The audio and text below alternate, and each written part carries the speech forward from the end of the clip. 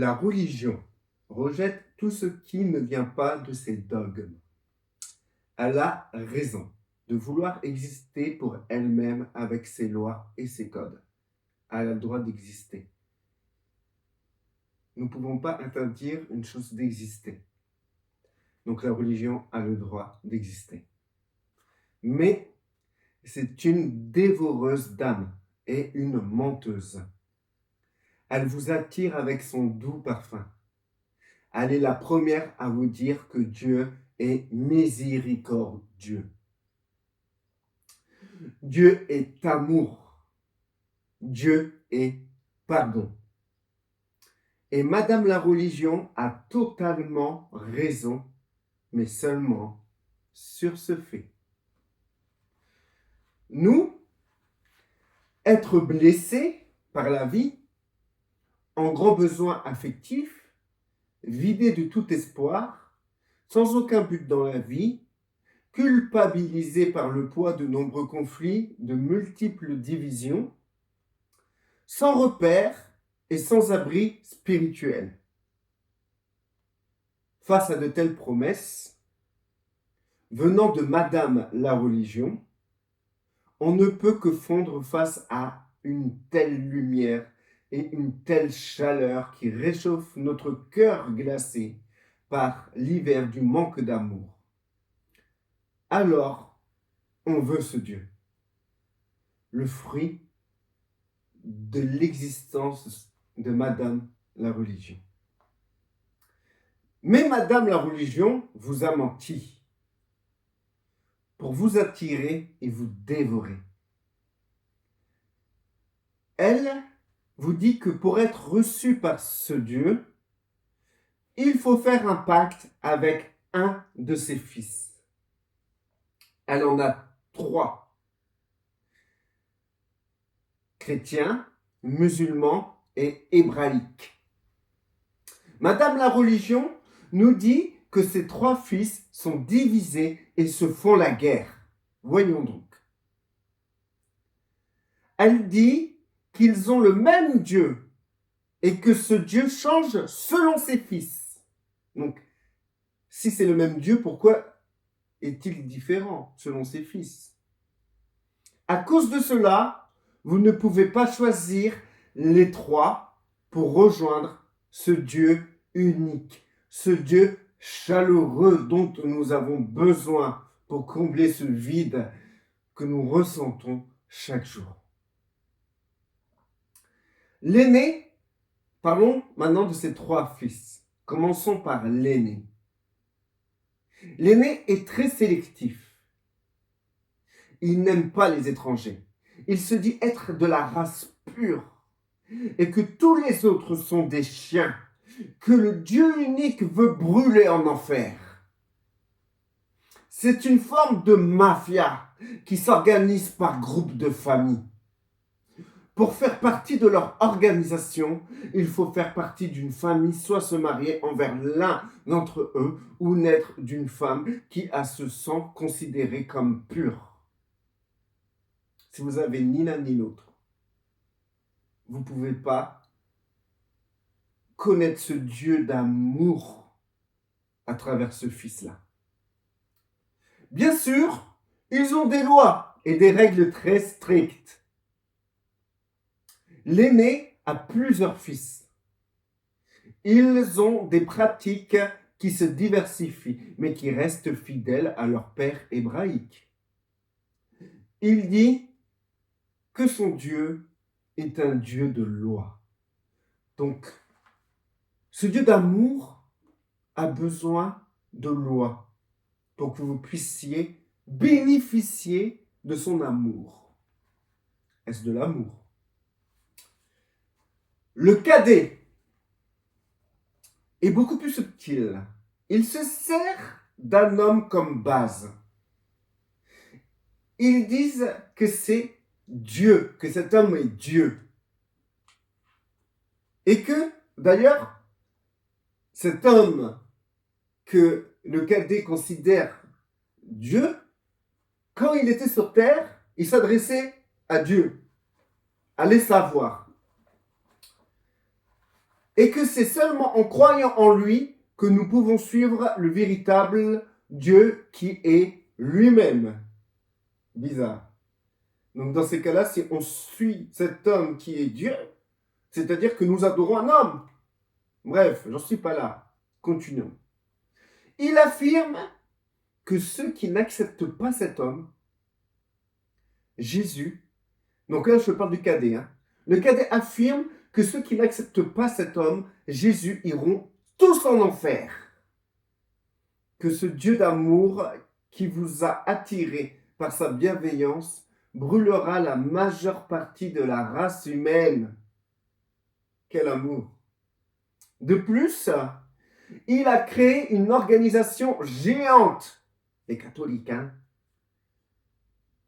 qui vous amène à vous soumettre à leurs règles, à leurs traditions et à des hommes qui peuvent, malgré ce principe de croire à Jésus, décider si vous pouvez être sauvé de l'enfer ou non. Il a aussi des fils qui se sont rebellés. Je vous présente protestants et évangéliques. Ils ont su élever Jésus, cet homme qui est Dieu, qui parle à lui-même en parlant à un Dieu qui n'est dans le ciel. Alors, voilà, c'est ça. Ils ont su élever Jésus au-dessus de tout, mais ils ont gardé cet héritage de leur père. Cet héritage que ce Dieu d'amour, que ce Dieu d'amour est prêt à détruire toute l'humanité. Ce Dieu d'amour est prêt à détruire toute l'humanité. Quel héritage de fou qu'ils ont gardé. Mais sauf eux. Si t'es évangélique, si t'es protestant, et si t'es comme leur père catholique, dans ces cas-là, t'es sauvé, et tout le reste va brûler. Tout le reste en enfer. Alors, j'en étais où? Leur Dieu est un peu parano et contradictoire. Ça, c'est mon opinion personnelle. Ces fils sont divisés entre eux. Alors, en plus de ça, ils sont divisés entre eux. Alors, ça veut dire que si tu es évangélique, tu vas au paradis, mais si tu es protestant ou catholique, tu vas en enfer. Si tu es protestant, tout va bien, mais si tu es évangélique, tu sens le cramer un peu. Et si tu es catholique, vaut mieux suivre les traditions et les dogmes catholiques, parce que là, ces deux enfants, ces deux fils, ils sont pas sûrs. Ils sont pas sûrs d'aller jusqu'au ciel. Limite le purgatoire. Donc, j'en étais où? Voilà, ces fils sont divisés entre eux et se servent de leur Dieu pour avoir des bénédictions matérielles, en échange de 2 heures minimum par semaine de culte. Ça vaut la peine.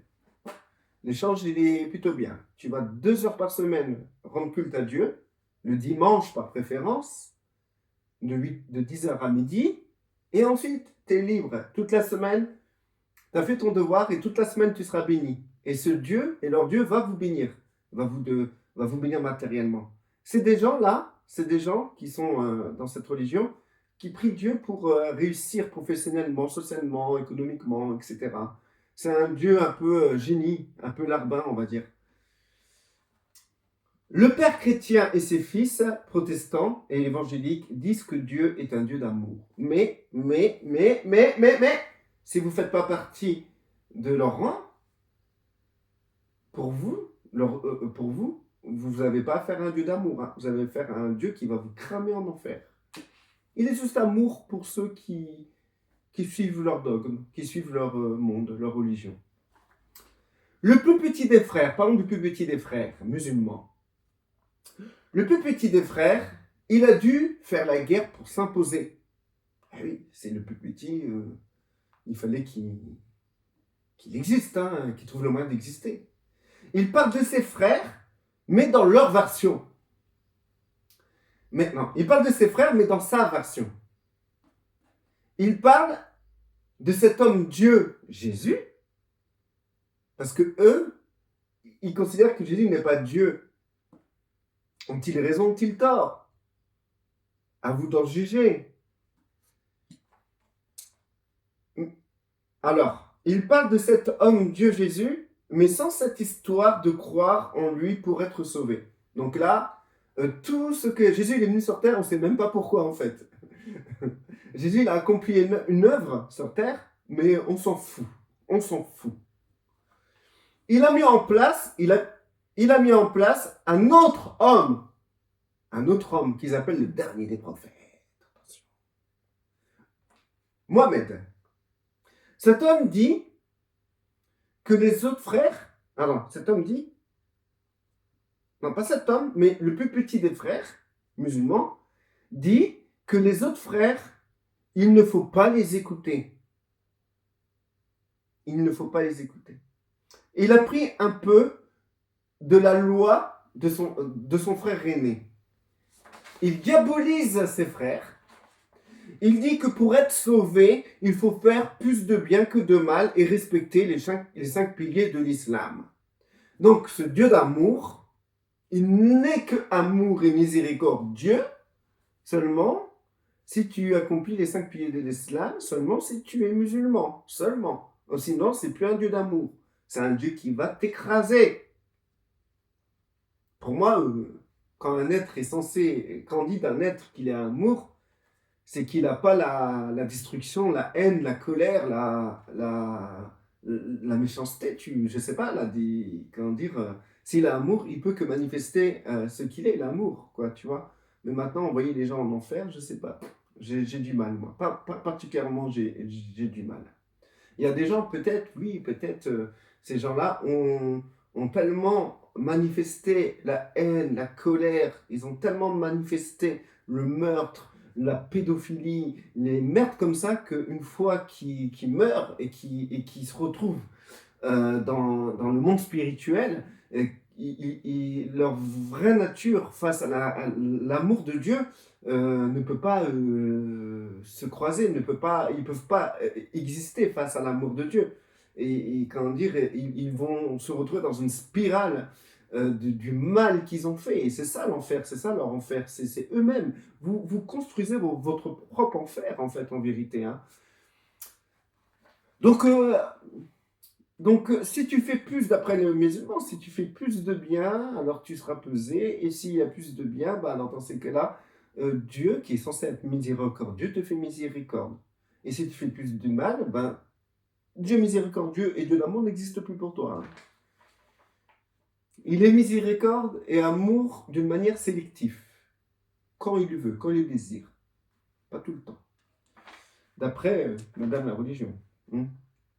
Bref, il a des enfants. Les plus importants sont sunnites. Ah non, j'en étais là. Ils croient aussi que leur Dieu peut brûler éternellement ceux qui ne croient pas à leur Dieu. Si tu ne crois pas à Allah, tu vas brûler éternellement. Bref, il a des enfants. Les plus importants sont sunnites et chiites. Ils se détestent. Bon, ok, il ne suffit pas seulement d'être musulman finalement. Peut-être qu'il faudrait être sunnite. Mais pour les chiites, non. Pour les chiites, il faut être chiite. Et pour les sunnistes, il faut être sunniste. Donc, musulman ne suffit pas finalement. Ils ont encore rendu Dieu encore plus complexe qu'il était. Et eux-mêmes, ils ont tout compliqué. Et encore, ça, c'est les plus importants. Hein. Sinon, il existe plusieurs variantes encore dans le monde musulman. Alors, ils ont chacun leur livre, en plus du Coran. Un de ces livres est totalement effrayant. C'est le livre de la charia. Alors là, c'est plus Dieu miséricordieux ou Dieu d'amour. C'est l'homme mauvais qui décide de ton sort si tu ne suis pas les règles de la charia. Quitte à te tuer au nom d'Allah. Bref. C'est un résumé. Alors, écoutez bien. C'est un résumé des 3 manières de se rapprocher de ce Dieu rempli d'amour. Compliqué, n'est-ce pas? Franchement, la religion, c'est tellement compliqué. C'est tellement compliqué. Ils ont pris ce Dieu d'amour en otage. Ils ont fermé la porte et jeté les doubles des clés. Ils font entrer que ceux qui se soumettent à eux. Si tu n'es pas chrétien, tu vas en enfer pour les chrétiens. Si tu n'es pas juif, tu vas en enfer pour les juifs. Si tu n'es pas musulman, tu vas en enfer pour les musulmans, en sachant que les trois se disent d'adorer le même Dieu. Madame la religion et ses enfants ont pour père le diable, c'est ça leur Dieu. Parce que c'est quand tu vois comment ils sont autocentrés sur eux-mêmes et que tout le reste c'est de la merde. Quand tu vois comment ils se comportent, tu peux pas dire qu'ils ont le même Dieu qui est le Dieu d'amour.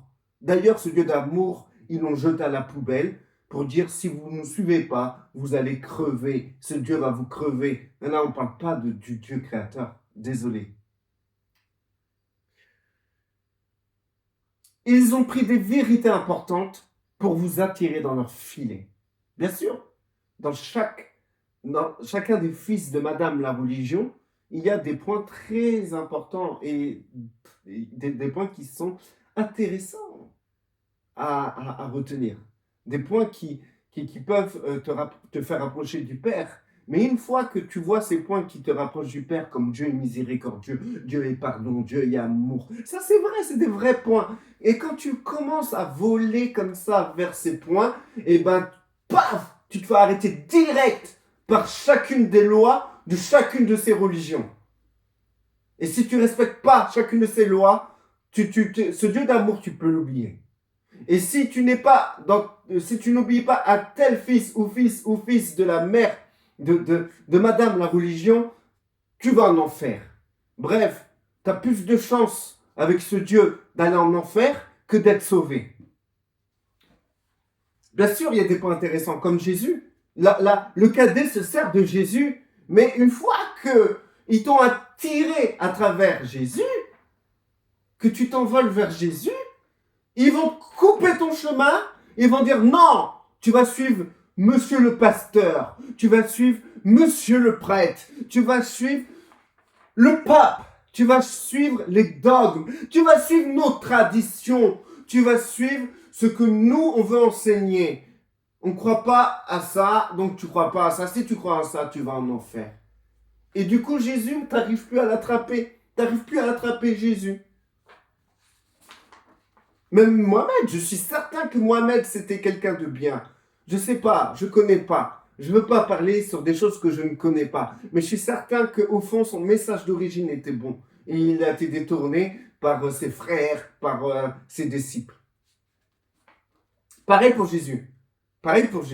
On a quelqu'un qui vient et qui dit, oui, Dieu est amour, Dieu est bon. Et plus loin, on voit que ses disciples, ils commencent à mettre plein de lois, plein de règles, tout ça.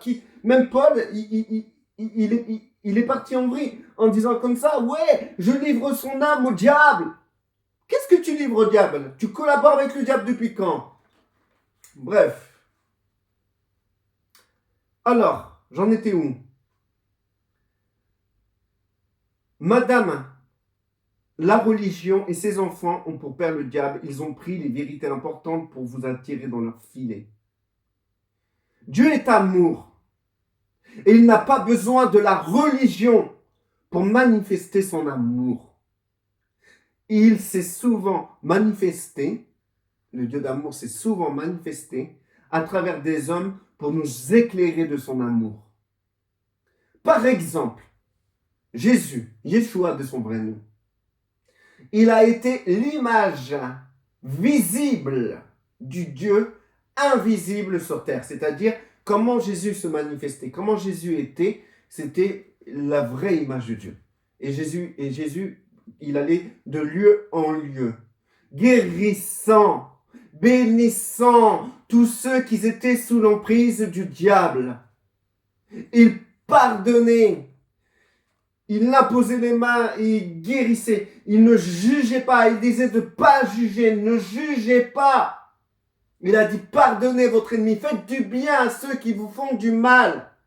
Voilà l'image du véritable Dieu. Parce que ce qu'il était, c'était l'image pure du Dieu véritable. Et il était en guerre envers l'aîné. Et l'aîné l'a tué. Parce que l'aîné n'aimait pas ce que Jésus manifestait, c'est-à-dire le Dieu d'amour. Alors, j'en étais où? Alors, il a été l'image visible du Dieu invisible sur terre. Ce qu'il a accompli par amour envers Dieu et envers les hommes lui a permis d'avoir comme récompense un royaume. Le Père d'amour a récompensé Jésus-Christ en lui donnant un royaume. Un royaume où le Père d'amour est totalement manifesté. Totalement. Ce royaume est en totale collaboration avec le Créateur. Et il invite tous ceux qui veulent expérimenter l'amour parfait de Dieu, à croire à son message. C'est-à-dire, si vous croyez au message de Yeshua, de Jésus, si vous comprenez que son comportement, sa manière d'être, c'est ce que Dieu veut, et si vous acceptez ce qu'il a dit, ben à partir de là, vous avez une place dans son royaume. Et grâce à cette place que vous avez dans son royaume, vous êtes à la fois en collaboration avec le Créateur. Le vrai Créateur, bien sûr. Pas celui que Madame Religion veut vous imposer. Donc, son message qui est de le suivre par la foi.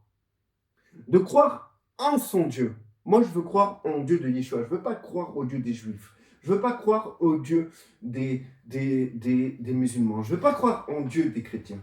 Vous savez, même Yeshua, Jésus-Christ, quand il était face aux pharisiens qui représentaient la religion hébraïque, les pharisiens ils disaient, oui, nous avons pour père Abraham, nous suivons le Dieu d'Abraham. Yeshua lui-même, il a dit clairement, non, vous avez pour père le diable, parce que si vous suivez les œuvres d'Abraham, vous aurez suivi, vous aurez suivi les œuvres d'Abraham. Si vous aurez suivi le Dieu d'Abraham, vous aurez suivi les œuvres d'Abraham. Donc si vous voulez suivre le vrai Créateur, il faut suivre les œuvres de Yeshua. De croire, alors, il faut croire au Dieu de Yeshua, pas aux autres dieux. Il faut croire au Dieu de Yeshua. Un Dieu qui n'a pas été modifié, comme ou je dirais entre guillemets, les dieux de Madame la religion. Un Dieu qui demande juste d'accepter, le Dieu de Yeshua, qui demande juste d'accepter, par amour, non par obligation, non par contrainte, non par tradition, non par dogme, non par savoir intellectuel, mais juste par amour. Et rien d'autre, Jésus. Et sa présentation de son Dieu. Juste ça. Accepter ce que Yeshua, l'œuvre d'Yeshua par amour. Juste par amour, tout simplement. Parce que tout se fait par amour. Un Dieu d'amour ne peut que reconnaître ce qu'il est. Et donc, dans ces cas, si vous voulez être reconnu par ce Dieu d'amour, il faut être dans l'amour, tout simplement. Hein. C'est son code, c'est l'amour. Hein. Alors, petite guillemets, pour moi, tous les livres saints ont été modifiés. Tous les livres saints ont été modifiés. Tout. Torah, Bible, Coran, tous, ils ont été modifiés. Car tous se contredisent. En présentant un Dieu d'amour et de miséricorde, prêt à tout détruire si on ne va pas dans le sens d'un des enfants de Madame la religion. Restez bénis. À la prochaine vidéo.